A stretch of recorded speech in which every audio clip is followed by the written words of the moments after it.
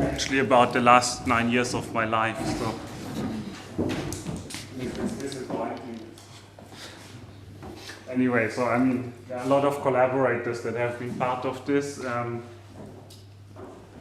of them are here. I guess you know most of them. Davide Desio has wrote a bachelor thesis with me. I guess you don't know him.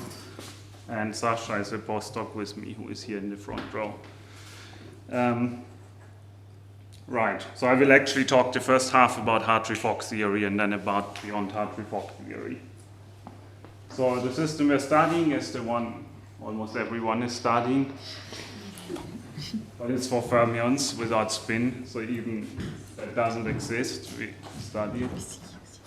It's this Hamiltonian, right? You have a non-relativistic kinetic energy, you have a pair interaction, and you have some coupling constant lambda. Now, since we are looking at fermions, this acts on the L2 subspace of antisymmetric wave functions. So these ones here.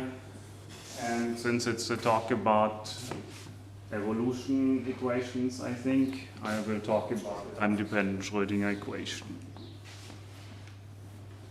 Okay, so first thing is, let me introduce the fermionic mean field scaling limit. So that goes back, I think, to a paper of Nahnhofer and Suhl from '81. I don't know if it goes back any further. This is the first reference I know. Okay, so what is the mean field scaling limit for fermions? I think as a rule of thumb, you should think mean field limit means a system at high density with weak interactions. So the question is, what exactly does high density and weak interaction mean? So high density is very easy to realize. We look at n fermions that are initially confined either by a trapping potential, something like a harmonic oscillator potential, or a fixed size torus, and we let particle number n to infinity. That's high density. Weak interaction is a bit trickier, so to understand what weak interaction means, best is to look at an example state and see what's happening. So an example state we're taking is this later determinant, right? So we take elementary tensor of n orthonormal orbitals, and we anti-symmetrize this thing. And the orbitals I want to pick now are plane waves. Right, so you can put that into the kinetic energy. Right, just look at the expectation value of the kinetic energy and try to minimize that to get a first idea what the state should look like.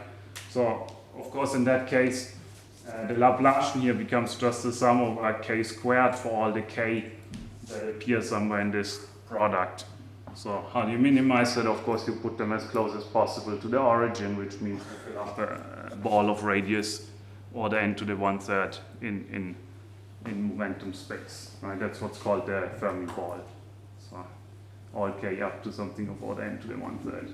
So if you put that in the kinetic energy, you find that the kinetic energy is typically n to the 5/3, order n to the 5/3. Instead, the interaction, you can also compute that in the same state. And you find that this is order lambda, the coupling constant, times n squared, simply because it's a double sum.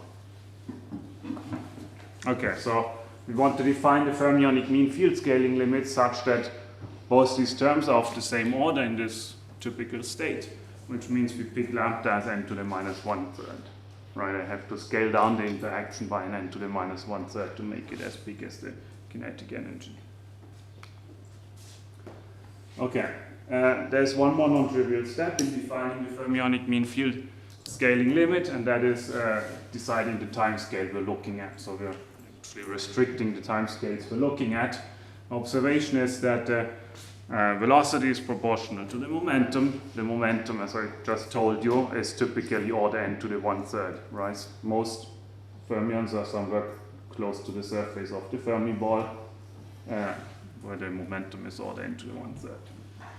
So that means a particle can traverse this whole torus of side length, say 2 pi, in a time of order n to the minus 1/3.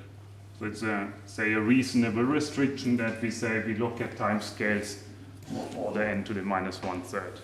Right, so we introduce a new time variable tau, which is of order 1, giving us the physical time as n to the minus 1/3 tau. Right, so I do that rescaling, The effect is that I get an additional n to the 1/3 for the time derivative, and that is the Schrödinger equation I have now. So at that point, I like to make a further, let's say, convention. I just define h bar as n to the minus 1/3, and I multiply the whole equation by h bar squared. And that's the trivial part of the scaling limit.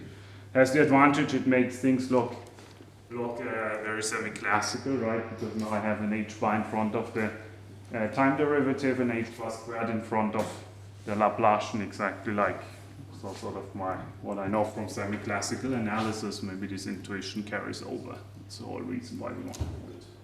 On the other hand, you get a 1/n in front of the interaction, which means maybe some of the intuition we have from bosonic mean field systems carries over. So that's the system I will study for the whole rest of the talk. Now the goal we have is we want to approximate the solutions of the Schrödinger equation by some simpler initial value problem. So the typical candidates are the Vlasov equation, which you've already seen, the Hartree-Fock equation, and then a version of the random phase approximation that also Chris was just talking about. Of course, in a dynamical picture now. So, I mean, the Vlasov equation, you remember, is just an equation on the classical phase space. There's no quantum effect retained in there, and you can get it from this quantum picture via Wigner transform. I will not talk more about this. I will focus on the quantum aspects now. So the Hartree-Fock equation is a quantum equation in the sense that it lives on a Hilbert space. However, with the restriction that you just keep really the unavoidable minimum of entanglement, which means in this case we use later determinants. We call that a kinematical entanglement because it's the entanglement imposed by the space. It doesn't really depend on the interaction between particles. Then you have the random phase approximation. That's the beyond Hartree-Fock part. That's also a quantum approximation, so it's an evolution on a Hilbert space. And can be described also by saying we retain part of the entanglement, that is the entanglement of particle-hole pairs. Right? These are very similar to the bosonized particle-hole pairs that this has been talking about. And this is in a sense really dynamical entanglement because it actually depends on the interaction between particles. It's not just imposed by the geometry of the space. Now all these approximations have different advantages and disadvantages. Say maybe the Vlasov equation is the simplest equation. May have the advantage that for computations it actually works better than the other approximations because on the computer you can just compute with higher accuracy because the equation is simpler. So it's not so clear then really what is the best of these approximations. I'm not saying that one is better than the other, really depends on what you want to do. Okay, so let me explain a bit the Hartree-Fock approximation. So, as a rule of thumb, you should think Hartree-Fock approximation always means taking the full L2 space and restricting to a submanifold, which is the submanifold of antisymmetrized elementary tensors or Slater determinants. Right? Before I wrote this explicitly, an elementary tensor of n orthonormal orbitals and then the antisymmetrization sum over all permutations, sign of the permutation. I will just write curly A for that from now on. The only degree of freedom that remains in this is optimizing the choice of the orbitals phi j. Right? So you can apply that to computing to the variational problem for the ground state energy. That is Hartree-Fock's theory for the ground state energy. You can also apply it to the time evolution simply by doing this. You take an initial Slater determinant, you evolve it with the many-body Hamiltonian in time. It will not be a Slater determinant anymore if there's interaction. But then you try to approximate it by a new Slater determinant at every moment of time. Right, so how to do that precisely? One way of doing that is using the Dirac-Frenkel principle, which is sort of an infinitesimal approximation principle, in which you right? You think you have a submanifold of Slater determinants in your Hilbert space. That is this surface M here. Then you sit in a point on that manifold, psi tau, and now the full many-body evolution is going to take you out of that manifold. It's this direction painted there, 1 over I, Hn psi tau. But you want to stay in the manifold, so what you do is you take the orthogonal projection down onto the tangent space of the manifold and you project down. And that defines an evolution that stays in the manifold of Slater determinants. Right. So if you want to know more about that, that is very nicely explained in the book of Lubich. Of course, it's much older than that. And we gave also a different interpretation of that in the paper with Fermions and Jan Philipp Solovey. Now the equations you find by this principle explicitly written are these equations here, the Hartree-Fock equations. There is a question. Yes. Sorry.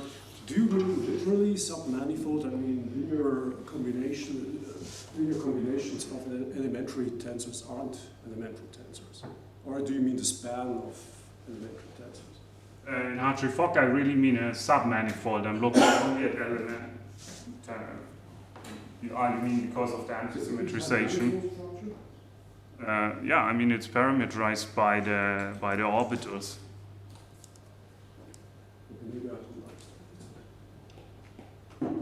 I think it is. It's infinite dimensional, but it's locally linear space.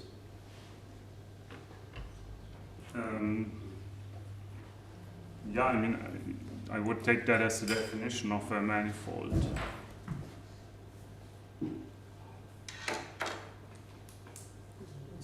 Yeah, we can maybe discuss the details later.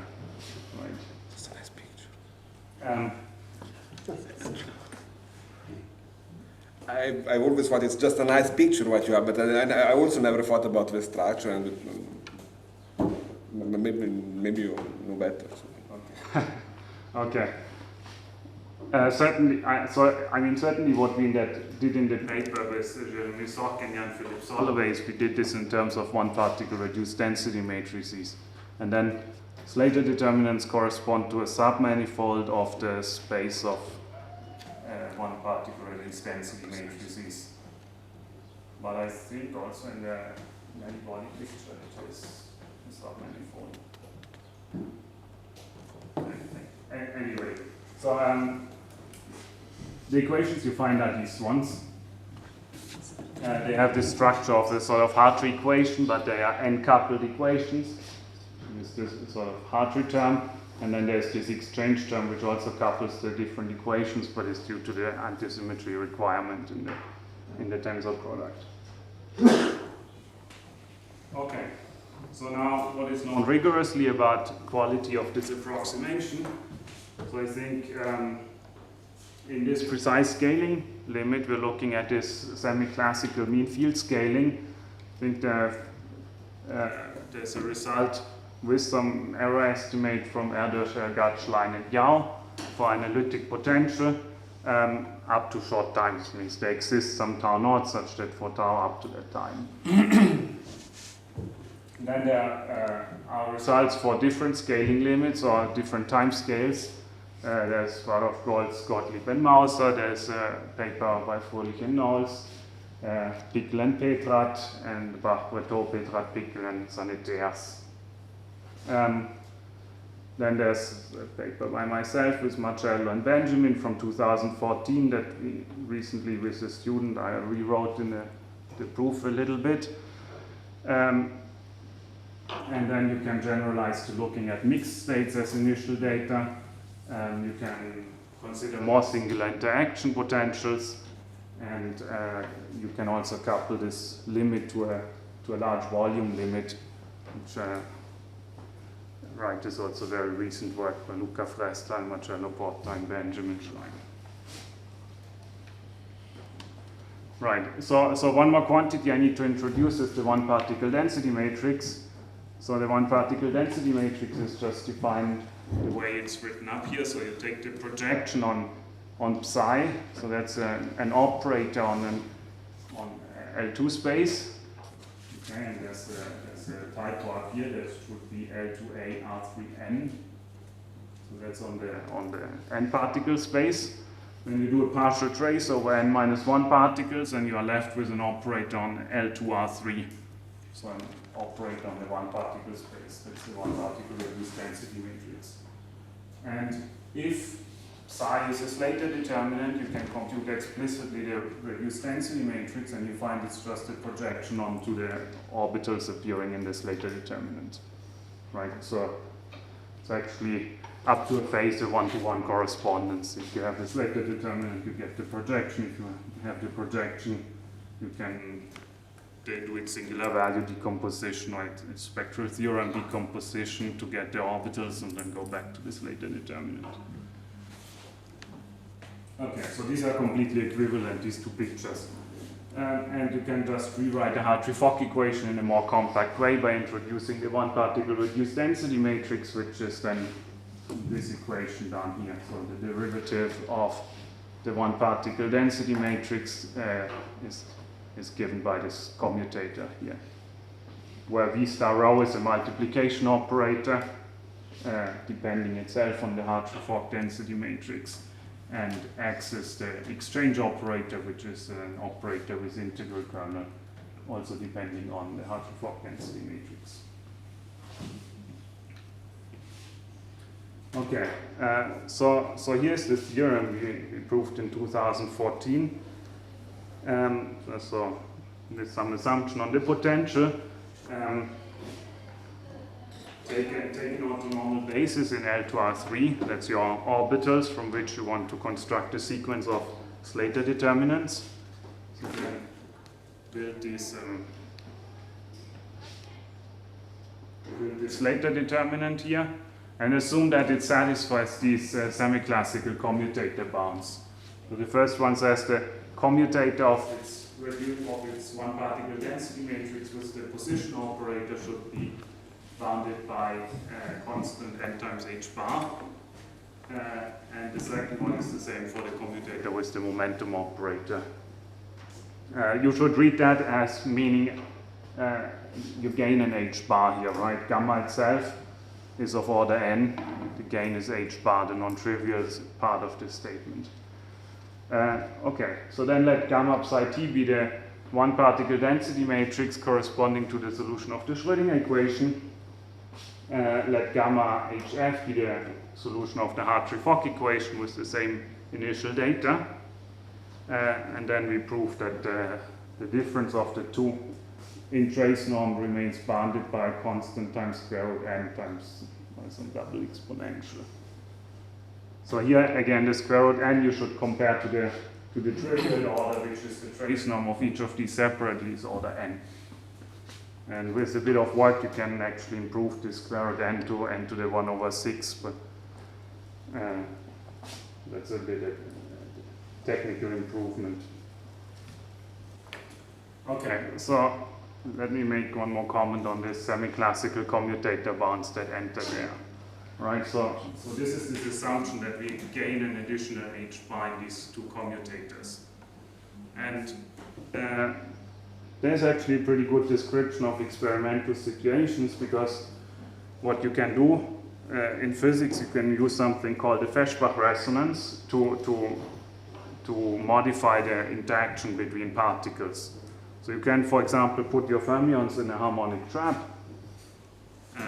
Think of them as non-interacting fermions, and then you tune this Feshbach resonance to switch on the interaction. And this is exactly the situation we can describe. We can consider initially non-interacting fermions.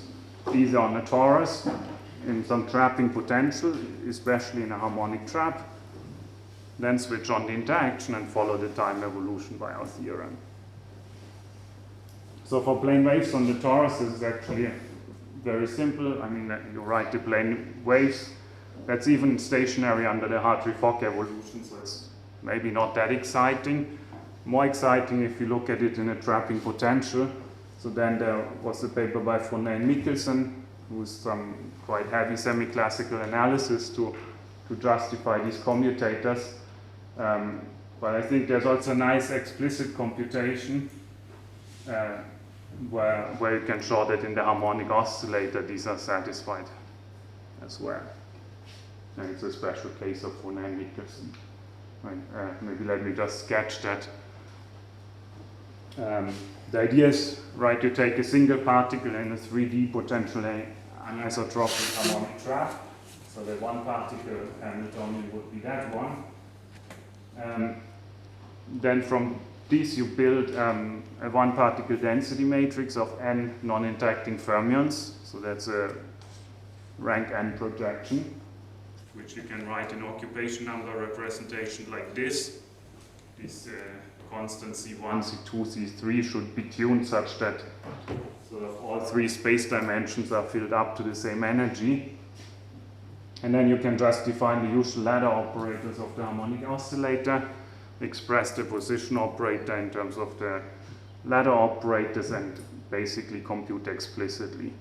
I think it's a nice little computation that really doesn't need anything fancy.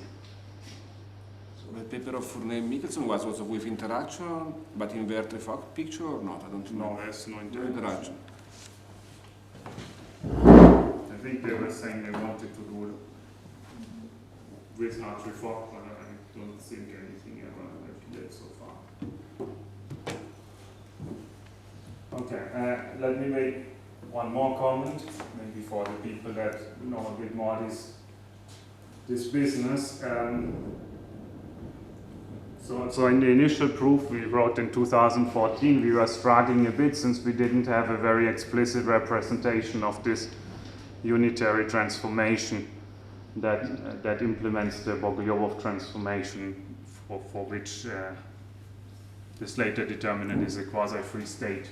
So it turns out there's actually a simple formula for this Bogolyubov transformation, which is this one.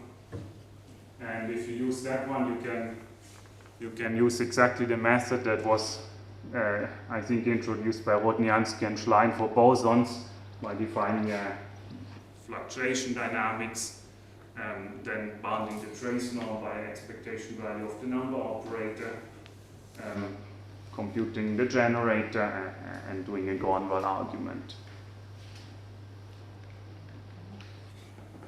Right.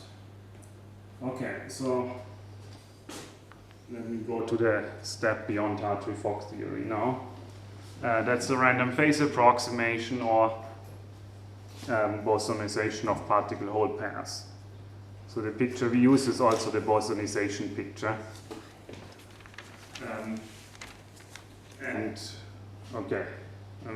Maybe I'm repeating a bit what Chris has already said. So the idea is that we start from the Fermi ball, which is that anti-symmetrized elementary tensor of plane waves, as close as possible to the origin in K-space, which is stationary under the Hartree-Fock evolution. So that doesn't have any interesting dynamics, but what we can do is we can put some low energy excitations on top of the Fermi ball and try to follow their evolution. And that will turn out can be described by a bosonic theory. So technically how we do that is in the first step we split off the Fermi ball. So we do this particle-hole transformation here. Right, so we say an A star K, a creation operator for a fermion of momentum K, remains a creation operator if you're outside the Fermi ball. It becomes an annihilation operator if you're inside the Fermi ball. It's like creating a hole. Then you transform the Hamiltonian with that, put everything in normal order, and you see that you get a term that is just a real number, that is in fact the Hartree-Fock energy of plane waves. Then you get a transformed kinetic energy, where the only thing that changes is that the hole momenta, those corresponding to making a hole inside the Fermi ball, come in with a negative sign. And then you have a transformed interaction, which is still up to quartic in the operators. So now to get an effective description of that, we want to find some quadratic approximation for the effective Hamiltonian consisting of this kinetic energy and this transformed interaction part. Right. And so here is the observation that you already saw in the last talk, that you can introduce these B star operators. In the other talk they were called capital B star, which consist of a superposition of creation of a particle and creation of a hole. This creates a particle-hole pair. This delta P minus HK fixes the relative momentum of the pair to be K, and then we do that in all possible ways. That's this linear combination, this sum here. So it turns out, I mean, we have to do the computation, but it turns out that the interaction in terms of these operators has this very suggestive form here with a B star K, BK, B star K, B star minus K, B minus K, BK, which is a typical form of a Bogoliubov Hamiltonian. It's not exactly true, there are some other operator terms, but they can be bounded depending on what exactly you want to do, for example, by a number operator squared divided by n. For the upper bound, that's perfectly enough. For the lower bound, you have to work a bit harder when you look at the energy. Now this observation is convenient not only because your Hamiltonian takes this quadratic form, it's also convenient because you observe that these have approximately bosonic commutator relations. So it's not very surprising that B star with B star commutes exactly. It's just like taking elements from taking odd elements from an algebra, you make pairs, they become even elements. The maybe more surprising one is that a BL with a B star K gives you a leading order delta KL up to a normalization constant, plus some operator here that you can hope to estimate. Okay. But then remains the question, what do you do with the kinetic energy, right? At first guess, you would not really expect to be able to write it in terms of these operators because it's already quadratic in fermionic operators. Now you want to write something quadratic in terms of bosonic operators, which would be quartic in terms of fermions, so maybe it doesn't sound too likely. Now there's a trick to do it anyway,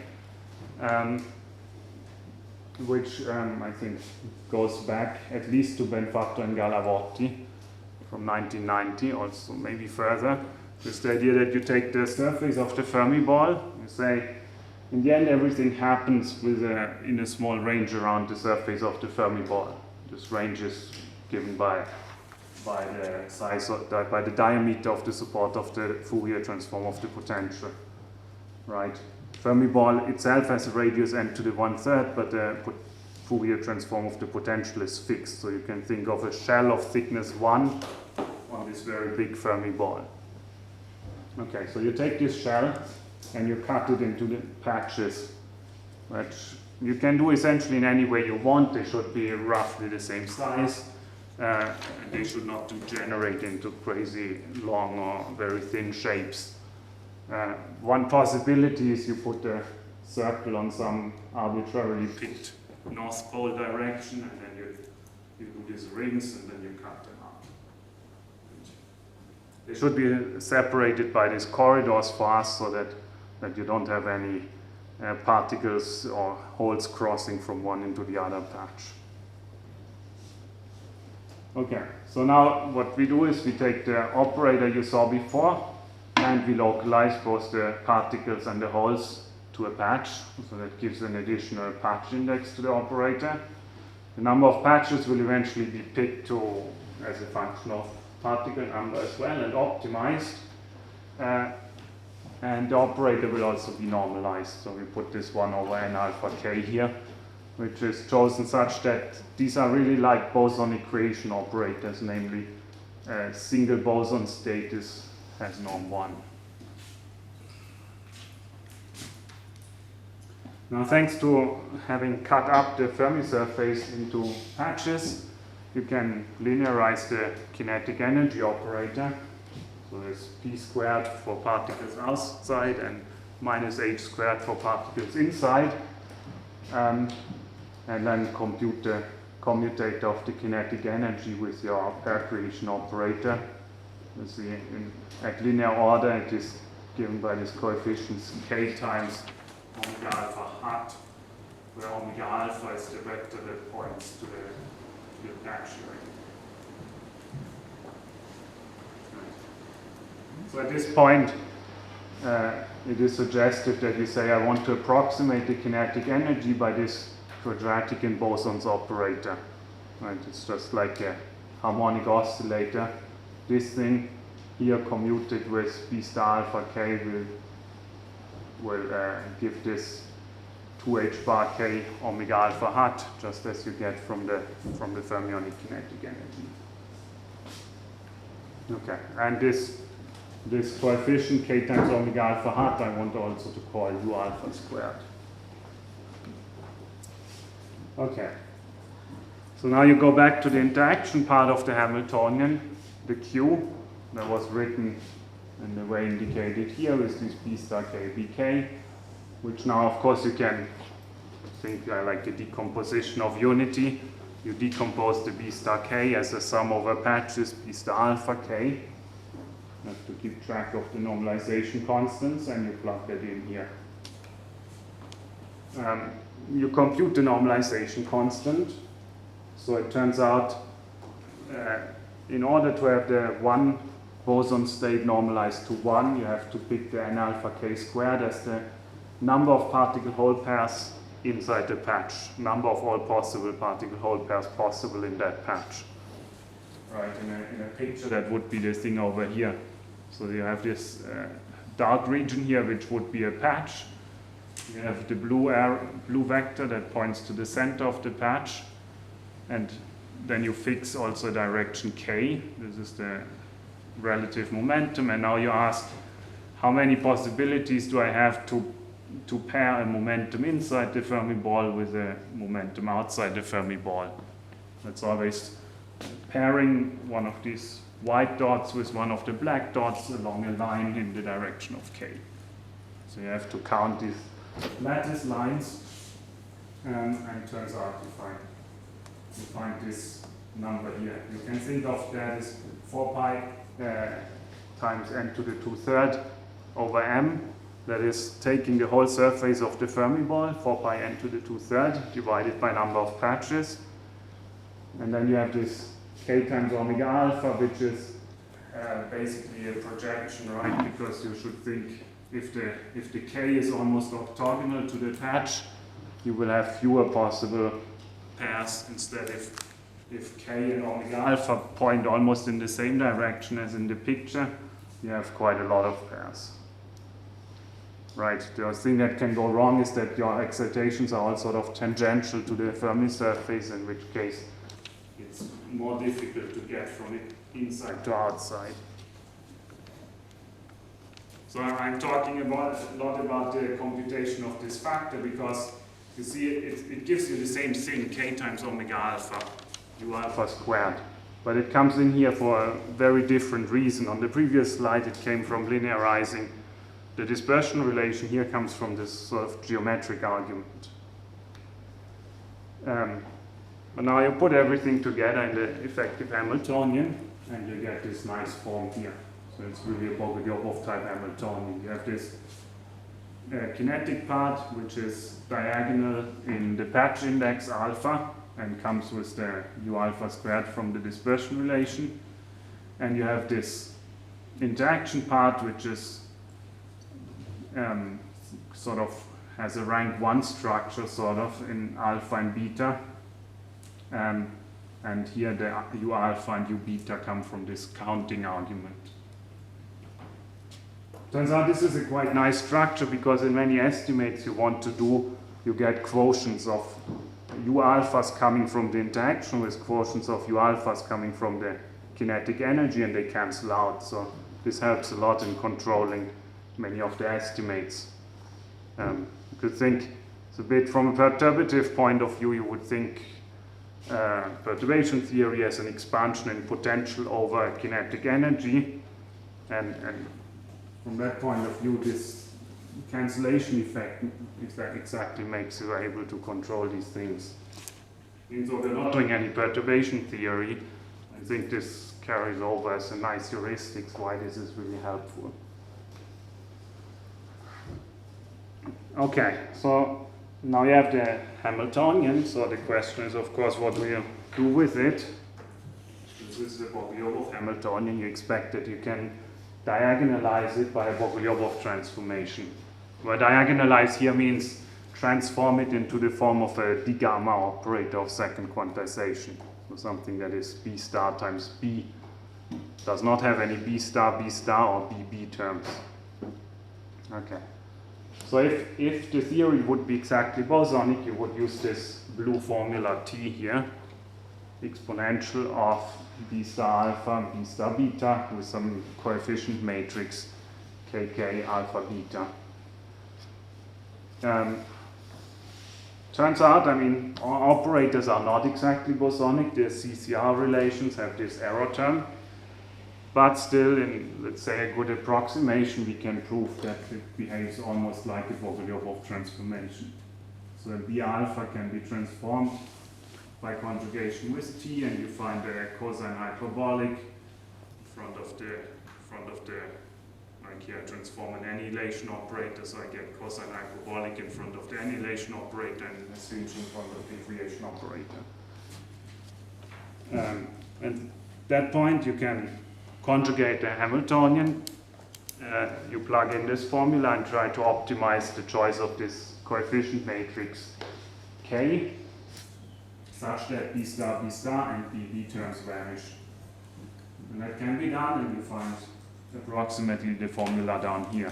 That consists, as we want, of some positive matrix B star B. So this second part of the Hamiltonian is explicitly positive now. And you get some constant terms that is exactly the RPA energy. You can compute it explicitly by doing this Bogolyubov theory and get a formula for it, which is like the formula you saw in the last talk.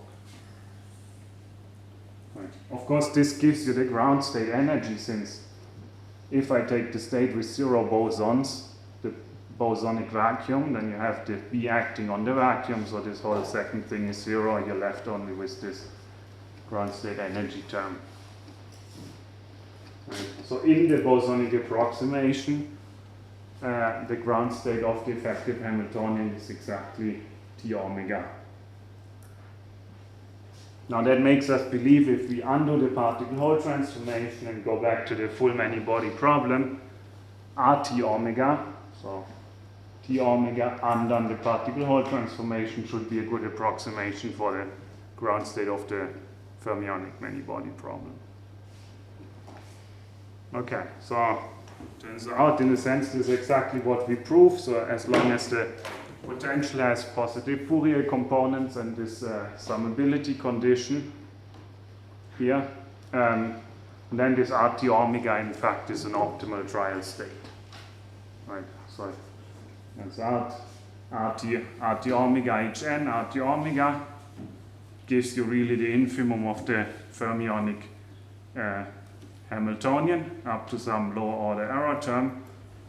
And this thing can also be explicitly computed, and is in fact the Hartree-Fock energy of plane waves plus the RPA formula.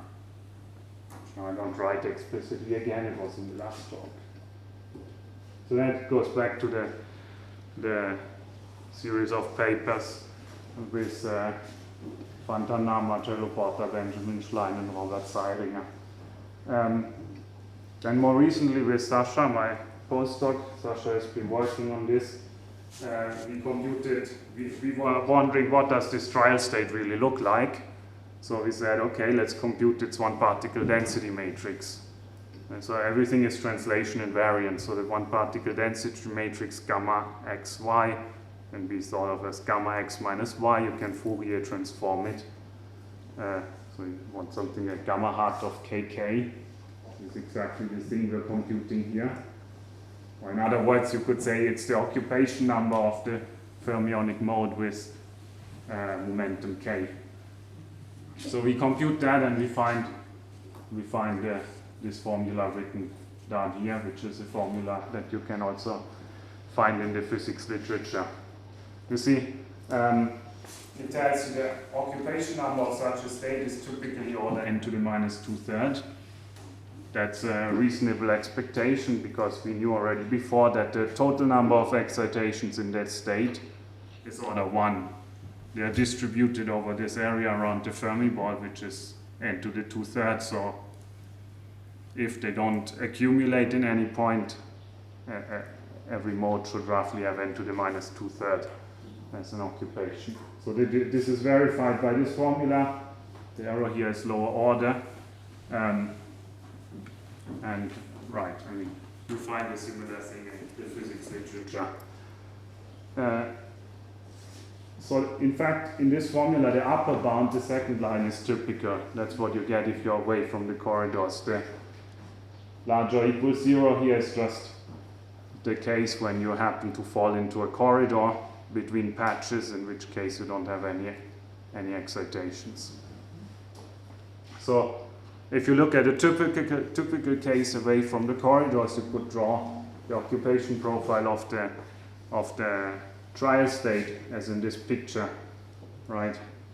So here this is between 0 and n to the minus 2/3 because I didn't put the Fermi ball. There's no R here. But when I put back the R, I have to add this fully occupied Fermi ball and get the picture down here. Right. You should think the Slater determinant of plane waves would just be that. It's fully occupied, one fermion in every mode inside the Fermi ball and 0 outside the Fermi ball.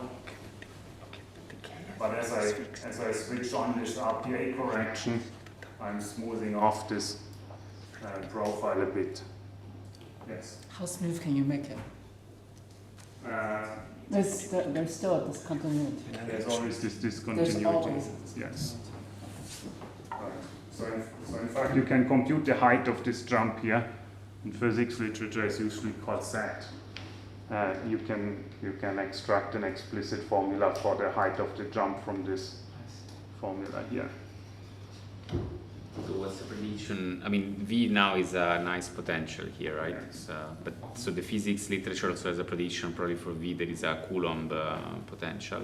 Yes, right. And it's still Right. you have the same picture. I mean, Yes, they do Coulomb potential and thermodynamic limit. This is the finite volume regular potential version of the formula you find in the physics literature.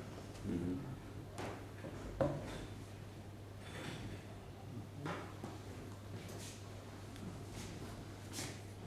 Okay, so that was what about the RPA ground state, so to say. So at that level, there is no interesting dynamics.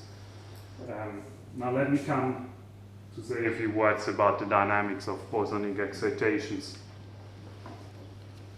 So again, more or less what I already wrote here is, right, this T transformation diagonalizes this effective Hamiltonian. Leading order, you get this RPA energy formula you saw in Chris talk. You get an H bar, and then you get this effective bosonic Hamiltonian, right? Now let's pretend this is really a bosonic Hamiltonian on a bosonic Fock space. Then I can write this as a D gamma of H bar, direct sum over K, E K. Right, the different K more K are independent. Now this operator I want to call HB, like H bosonic. And now I want to consider one boson state. So what is a one boson state? It's something like this. It's an eta that basically has a K and an alpha index. Right? It has an alpha for the number of patches from 1 to m, and it has this direct sum over K. So the time evolution in the one boson space, so you're formally pulling everything back from the second quantized picture to the first quantized picture. So you're thinking of pulling back this d gamma bosonic of Hb from the bosonic Fock space, formerly bosonic Fock space, to this one boson Hilbert space. And that one boson Hilbert space, time evolution of a one boson state should be this one. Right. So in fact, it turns out all the approximation steps leading to this picture can be rigorously justified, and you come to this theorem. So let me define a little bit of notation still. If eta is a one boson state, I want to write b star eta to mean sort of testing the b star alpha operator with this wave function, one body boson wave function. So what we can prove then is take as initial state psi naught a certain number of bosonic excitations over the vacuum, normalize this state, and then go down here, put back the Fermi ball and evolve it in time with the full fermionic many-body Hamiltonian. It can be approximated by a state that is written in terms of a phase, that is the ground state energy, Hartree-Fock plus RPA. On top of that, you have the stationary Fermi ball, because the Fermi ball is stationary, at least to Hartree-Fock and also here. And then you have the evolution of each of the bosons individually with this effective Hamiltonian HB. And this is a good approximation in Fock space norm of the full big fermionic Fock space with an error h bar order 1/15 linear in time. So if you could read that as saying if you have an eigenstate of this bosonic operator HB, say with energy EI, we have constructed here something like an approximate eigenstate of the many-body Hamiltonian, right? Because this up to times of order n to the 1/45, remember h bar is n to the -1/3, you can think of the evolution of this state as being ground state energy plus some of the hot excitation energies. Okay, so that point we wonder, of course, what do these excitation energies of the effective theory look like? This you can also compute rather explicitly, and I think this picture over here you also saw it already in the last talk. Up here you have this plasmon living on top of these incoherent fermionic particle Hall excitations. Let me compare it a little bit to what happens without Coulomb interaction. If I have no interaction at all, my spectrum looks like this. And where I should think the number of points in this direction is the number of patches I've put. In the end, that will go to infinity. To do this picture in Mathematica, I put something like 20. Okay, so I have 20 points up in this direction just because my computer wouldn't do more. But you should think of it as a continuum. You put on that short-range interaction. So for this plot, I did something like v hat of k is e to the minus k squared. And you see that this each of these eigenvalues moves a little bit, but they cannot move very much because the eigenvalues of because it's effectively a diagonal plus rank 1 problem. And by putting a rank 1 perturbation on the matrix, you can only make the eigenvalues move. So they remain constrained to interlace the eigenvalues of the unperturbed problem, right? So they can't move. They can't move further than.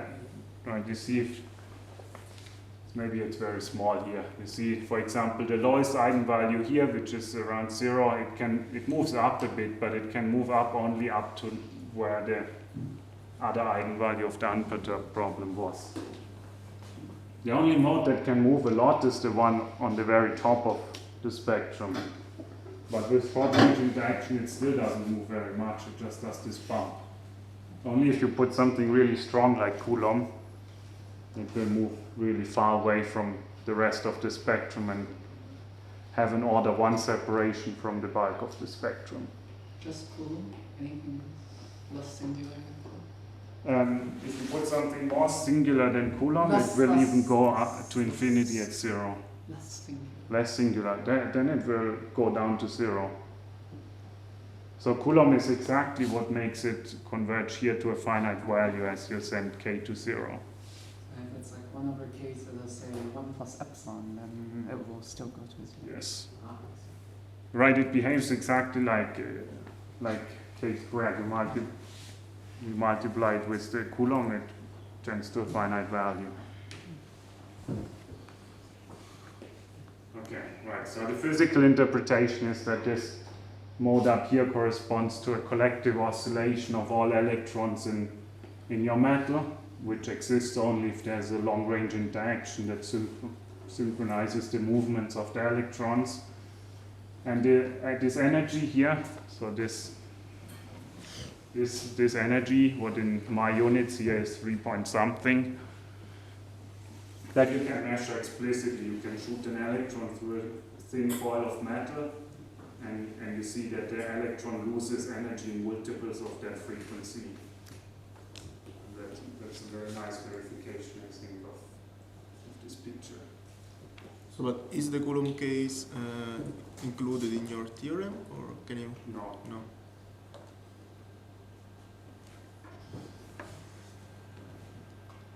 So this is what you expect.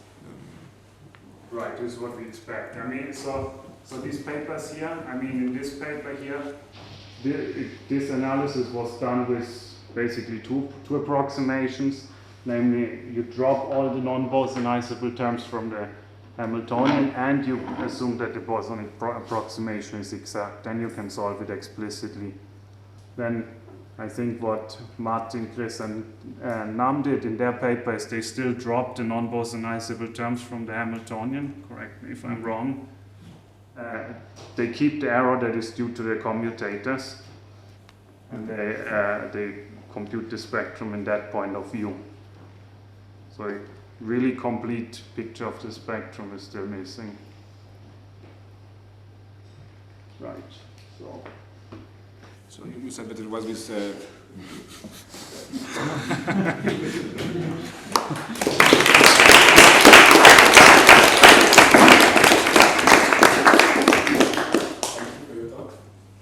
You said that we see an experiment with we can only absorb the energy in multiple of these plasmas. But why can't we excite the other modes which have different energy? Why is it only that one that we excite? I don't know. They have experiment. I mean, maybe it does also absorb something else, but I guess something scattering cross section or so is bigger. I mean, you have It's easier to absorb that one. where they measure the energy of the outcoming electrons on the other side, and I mean it has some bumps that it has a very big bump, or I suppose you should say a very big dip at 1 times the plasmon energy, a bit smaller one at 2 times the plasmon energy, and all the rest is a bit of an incoherent background. Isn't it that what makes that mode stable is that it's separated by a gap, with a gap from the rest of the spectrum? If you fix the momentum. Yeah, right. This is another interesting point. So this plasmon seems to have a relatively long lifetime compared to the other excitations. In fact, the picture changes a bit if you put back the residual interaction and you don't bosonize everything completely. It looks more like. So also what they see in experiment, they have this continuum, they have this plasmon, and they measure the width of the plasmon peak. Here it's very narrow, it's something like this. Then at some point, so it goes quadratically in leading order.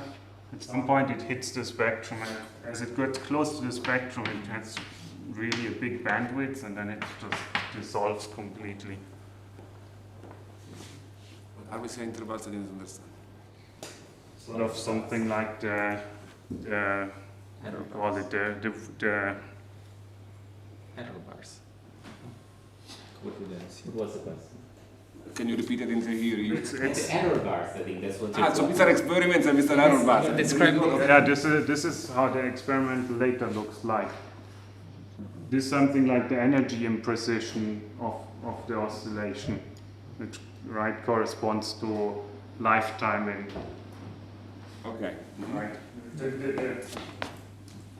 Right, the more precise the energy is defined, the longer the lifetime. Any other questions? Yes. So just a quick question about the quasi-particle weight, I mean the computation. So that it doesn't change if you change the sign of the potential, right? So it's always, or you have to assume that the potential is, The computation Yeah. of A star K, yeah.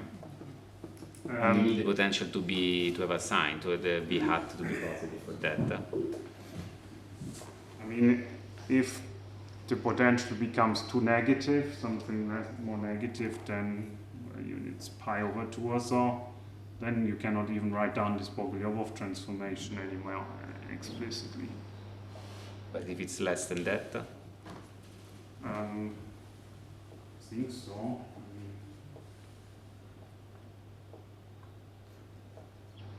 In the end, the only thing that enters in this computation for us is the trial state, right?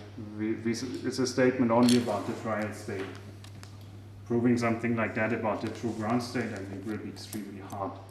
Because you can have excitations of very small energy that are very difficult to sense by just looking at something like the ground state energy. Right, the individual excitations. So how the physicists compute this is they do a Feynman-Hellman argument.